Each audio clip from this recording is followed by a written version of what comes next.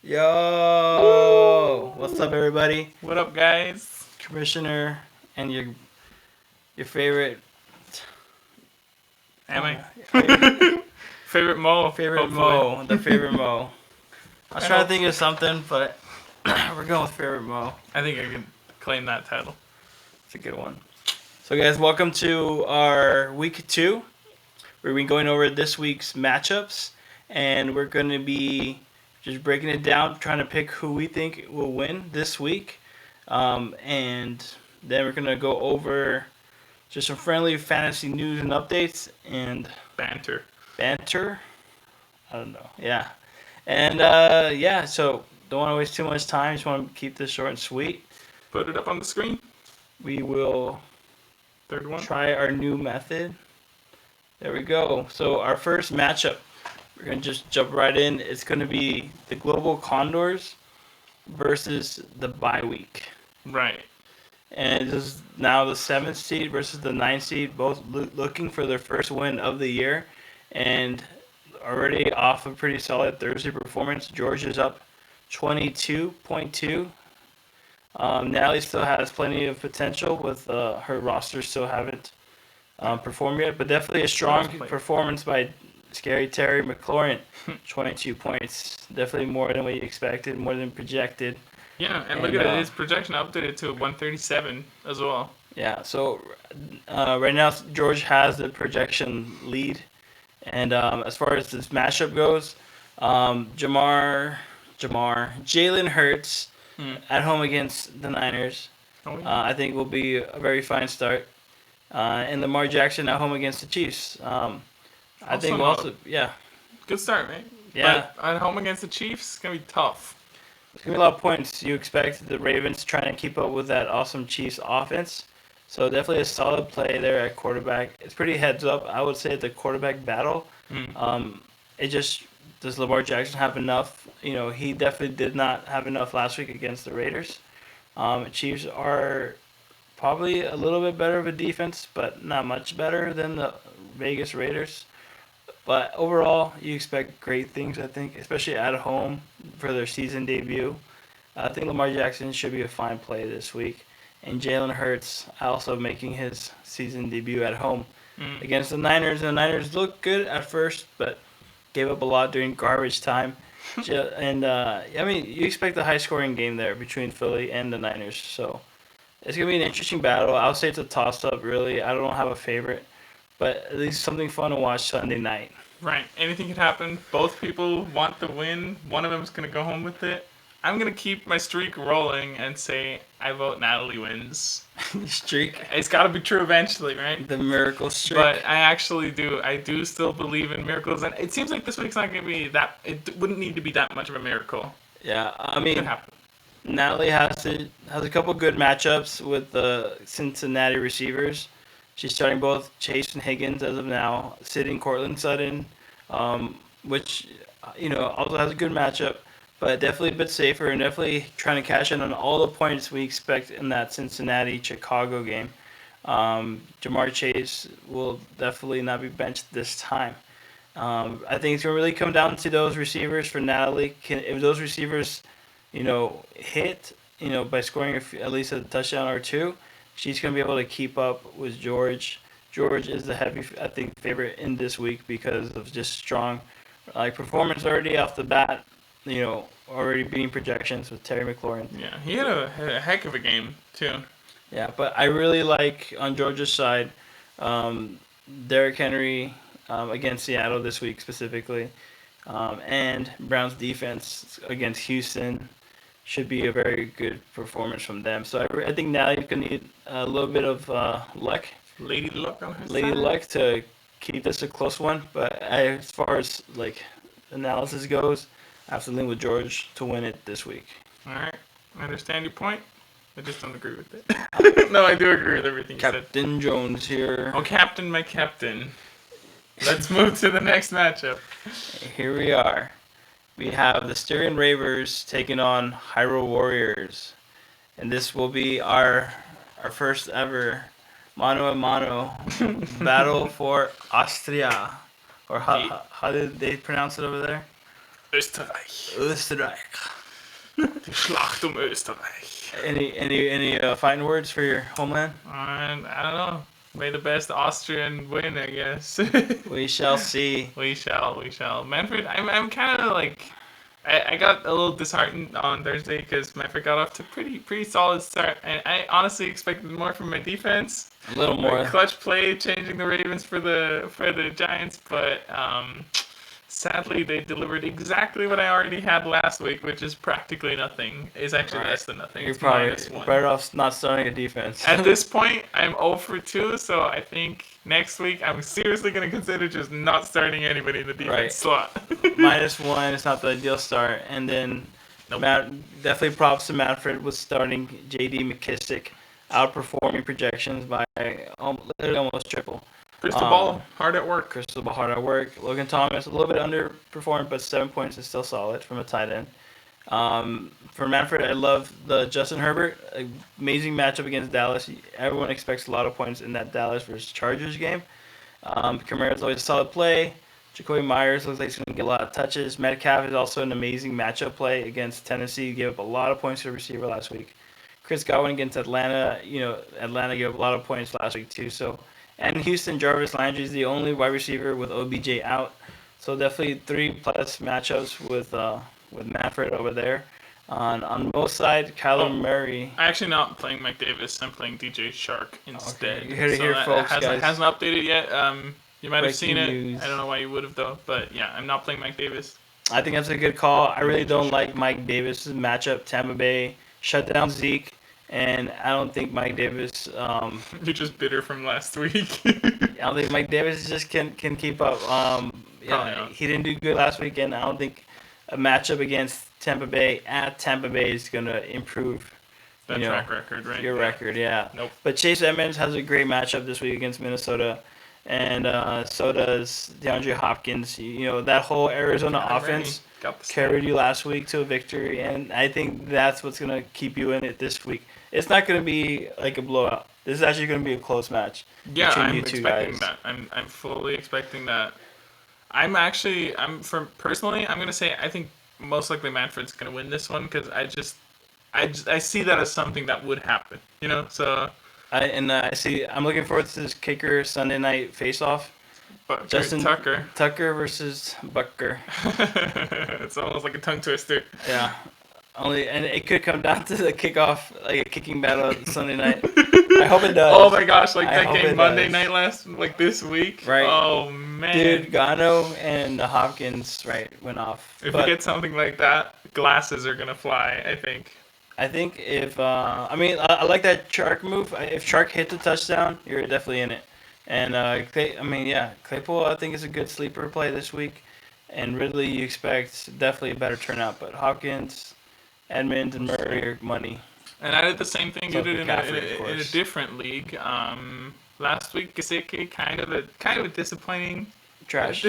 trash performance. 0.0 points. What do you call it? The goose egg? Goose Icky. All right, there you go.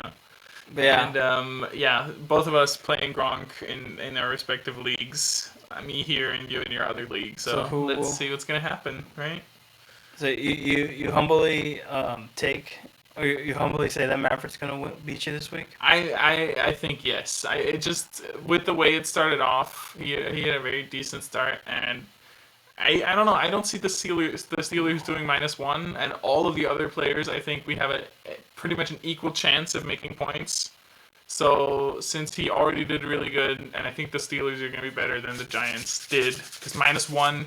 Well, Manfred's gonna need all that crystal ball to pull it out, but I'm gonna lean with Manfred also to win it. This one get his first win of the year. I wish it for him. I already won this week. I'm done, basically. Come on, man.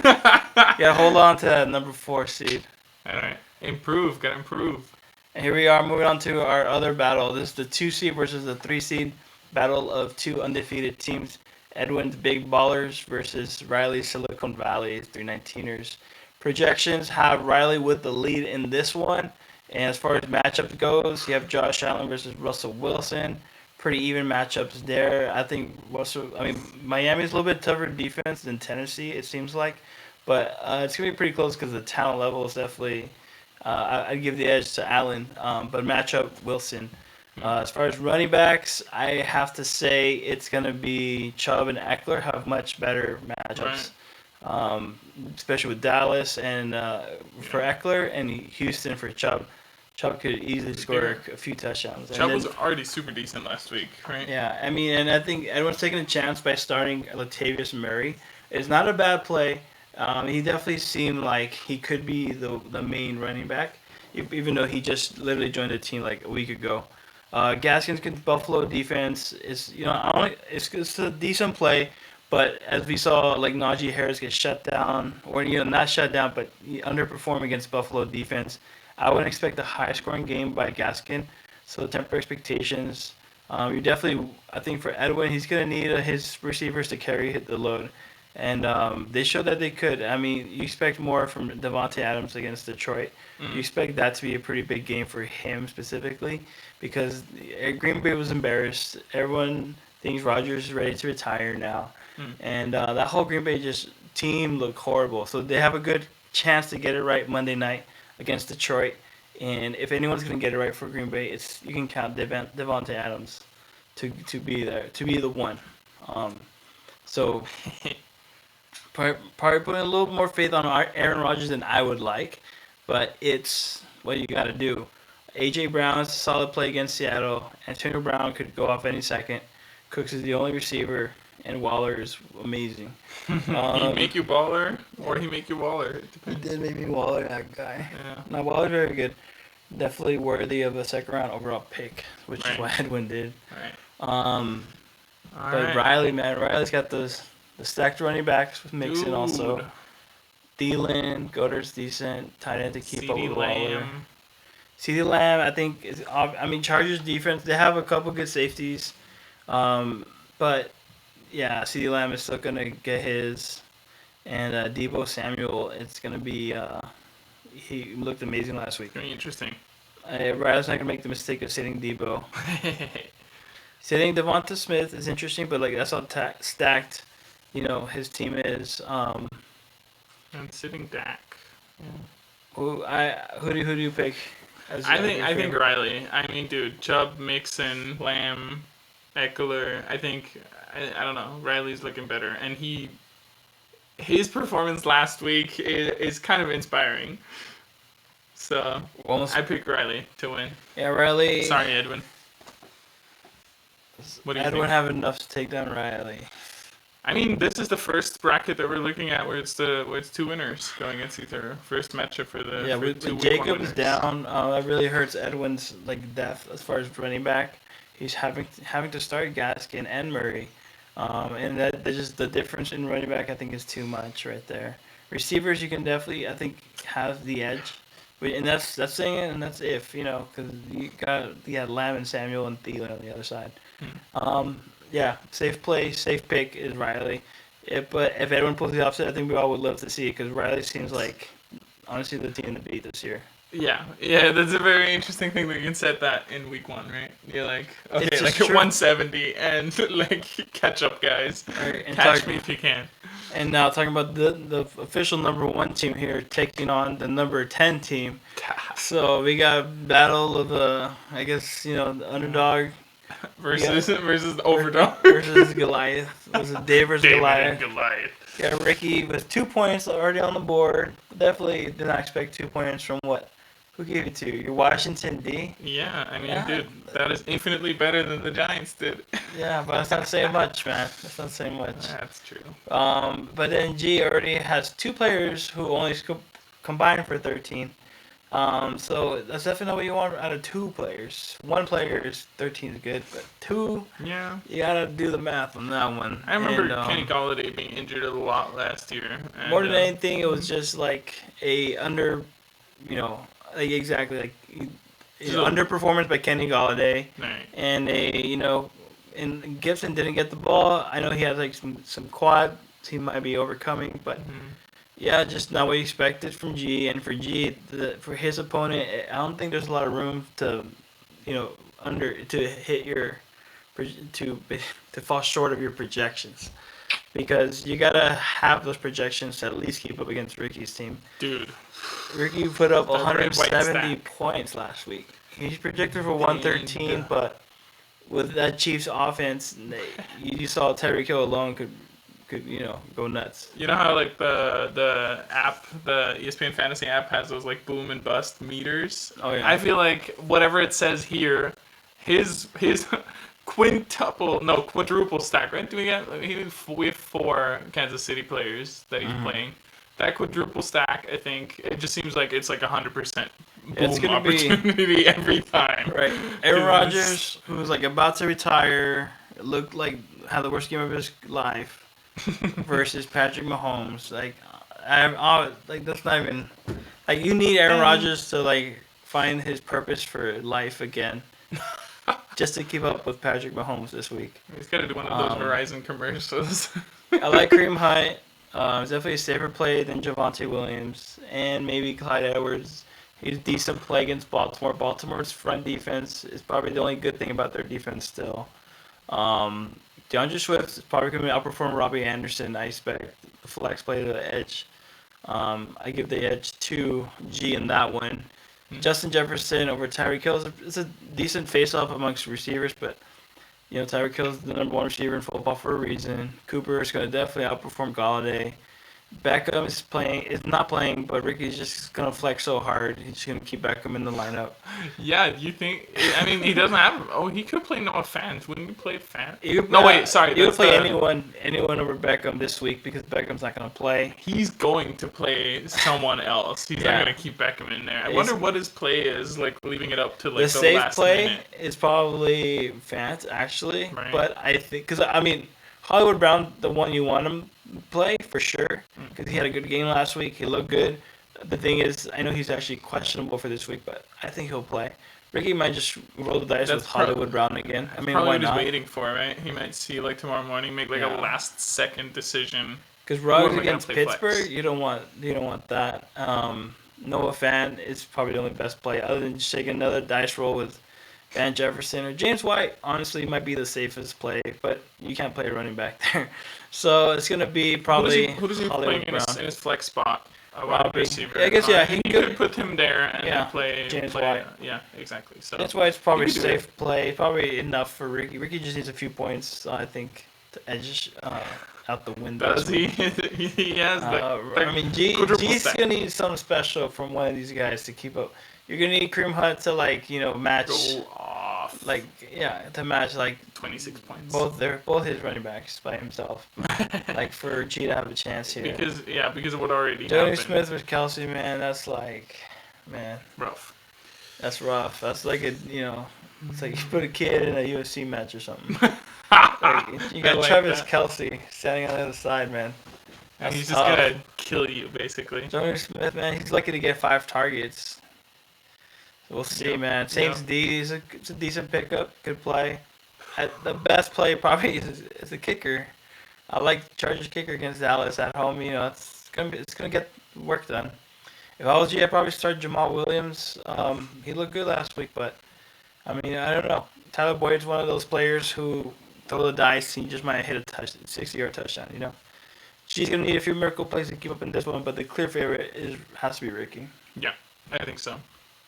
Moving on to the last matchup for week 2. Who is it? We have my team, the Red Zone Kings, taking on Dunder Mifflin. Number 5 versus number 8. The 5 seed versus number 8. Andrew's undefeated, and I'm going to try to change that this week. I'm projected already with the lead 129 and 122, but anything could change. As far as quarterback battles, I have Brady at home against Atlanta, with Bridgewater away at Jacksonville. And Bridgewater away at Jacksonville is actually not a bad play. No? You saw how bad Jacksonville's defense was. Oh, yeah, I did see that. And that's true.